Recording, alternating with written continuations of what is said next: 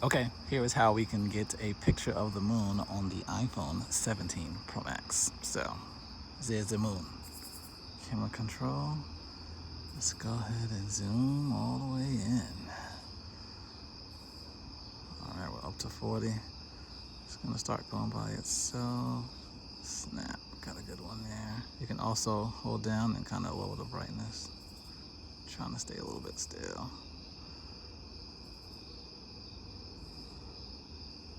That's a good one. That's beautiful. All right, let's take a look. See what we got. Maybe lower the brightness.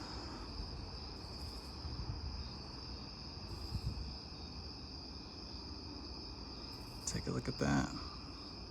Got a really good photo of the moon. That looks amazing. Very cool.